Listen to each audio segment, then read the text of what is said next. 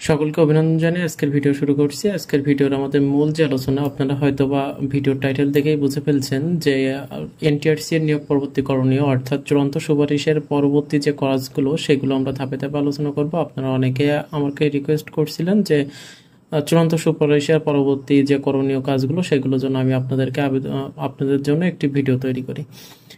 এখানে কিন্তু আমরা সুপারিশপত্র ডাউনলোড থেকে এমপিও আবেদন পর্যন্ত সম্পূর্ণ গাইডলাইন এই বিষয়ে আজকে আমাদের ভিডিও আলোচনা। তো চলুন মূল আলোচনায় আমরা চলে যাই।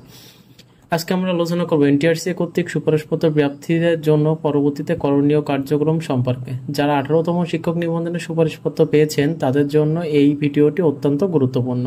তো চলুন বিস্তারিত জেনে নিই নিচের ধাপে ধাপে। এখন আমাদের যে ফার্স্ট যে বিষয়টা, 1 নম্বর যে বিষয়টা থাকবে করণীয়, সেটা হচ্ছে কি সুপারিশপত্র। এখন সুপারিশপত্র রিকমেন্ডেশন লেটার, যেটা আর কি, এটা ডাউনলোড কিভাবে আমরা করবো। এনটিআরসি থেকে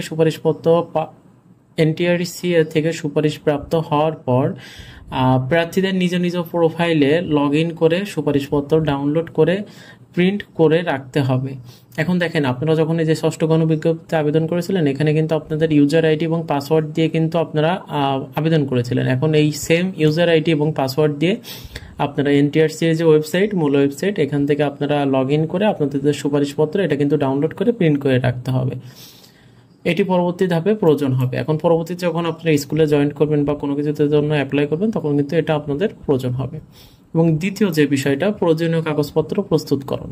এখন প্রয়োজনীয় যে কাগজপত্র, এখন সুপারিশপত্রের সঙ্গে সঙ্গে যেসব কাগজপত্র সংযুক্ত করতে হবে সেগুলো যথাক্রমে সত্যায়িত করতে হবে। এখন আপনি যে কাগজগুলো আপনারা আর কি স্ক্যান করবেন বা প্রিন্ট করবেন, এই কাগজগুলো কিন্তু আপনাদের সবকিছুই সত্যায়িত করে রাখতে হবে।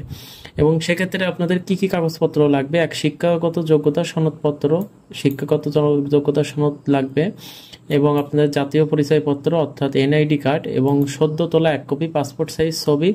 এই কাগজগুলো একসাথে গুছিয়ে রাখতে হবে। তাহলে আমি আবারও বলছি, কি কি গুরুত্বপূর্ণ যে কাগজগুলো, এই কাগজগুলো কিন্তু একটু গুছিয়ে রাখবেন। যে শিক্ষাগত যোগ্যতার সনদ, আপনাদের শিক্ষাগত যোগ্যতার সনদ অর্থাৎ আপনাদের যে একাডেমিক যে সনদ, এটি আর কি। এখন জাতীয় পরিচয়পত্র রাখবেন, আপনার সদ্য তোলা 1 কপি পাসপোর্ট সাইজের ছবি আর কি।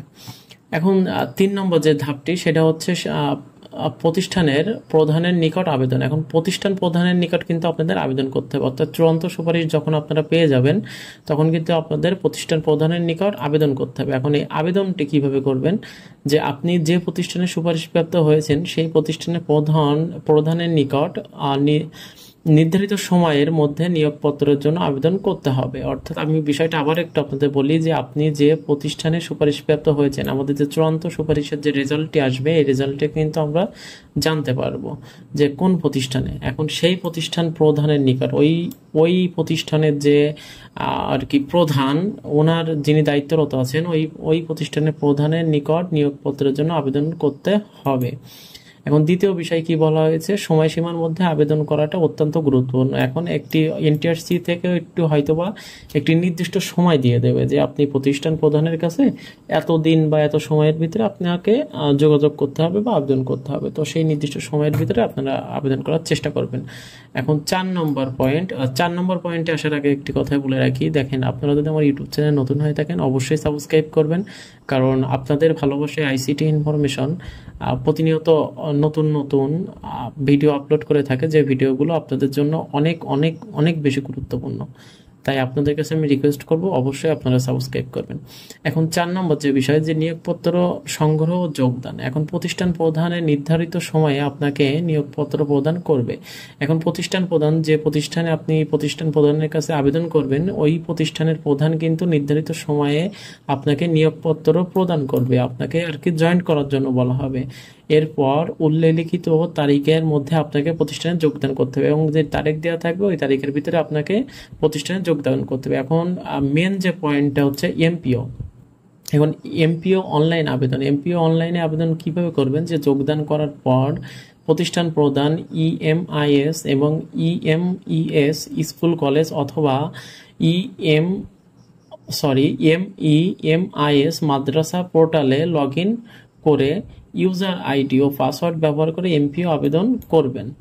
এখন এমপি আবেদন কিভাবে করবেন সেটা কিন্তু এখানে সম্পূর্ণটা বলা হয়েছে। আমি এখানে এমপি আবেদনের বিষয়টা আবার বলি, যেটা নিয়ে আপনাদের অনেকেরই চিন্তা বেশি, যে যোগদান করার পর প্রতিষ্ঠান প্রধান ইএমআইএস এবং ইএমইএস স্কুল কলেজ আর কি, এটা স্কুল এবং কলেজ নাকি সংক্ষিপ্ত রূপ, অথবা এমইএমআইএস মাদ্রাসা পোর্টালে লগ ইন করে ইউজার আইডি ও পাসওয়ার্ড ব্যবহার করে এমপিও আবেদন করবেন।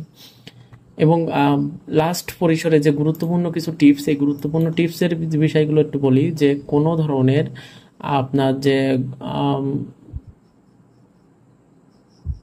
এখন কোনো ধরনের আপনারা গাফিলতি করবেন না। এখন কোনো বিষয় নিয়ে আপনারা দেখা যাচ্ছে যে এখন না পরে পরে কিছুদিন পরে করব বা পরের সময়ে করব, এখনো তো আবেদনের সময় আছে, এই ধরনের কোনো কিছু করবেন না, অর্থাৎ গাফিলতি করবেন না।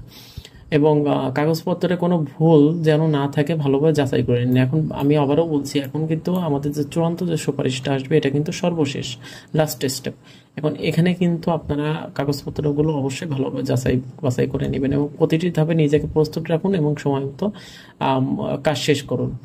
আর লাস্ট আপনাদেরকে আমি একটু অনুরোধ করব যে আপনারা যদি ভিডিওটি উপকারে এসে থাকে, মনে করেন এই যে ভিডিওগুলো আমি আপনাদেরকে বললাম, যে বিষয়গুলো আমি ভিডিওতে বর্ণনা করলাম, এই বিষয়গুলো যদি আপনাদের উপকার মনে করেন তাহলে অবশ্যই লাইক দিন, কমেন্ট দিন এবং বন্ধুদের সাথে শেয়ার করুন এবং চ্যানেলটি সাবস্ক্রাইব করতে ভুলবেন না। পরবর্তী আপডেট পেতে আমাদের সঙ্গেই থাকুন এবং সকলকে ধন্যবাদ জানিয়ে এবং সকলের সুস্থতা এবং মঙ্গল কামনা করে আজকের ভিডিও এতটুকুই থাকছে। ধন্যবাদ, ভালো থাকবেন সবাই।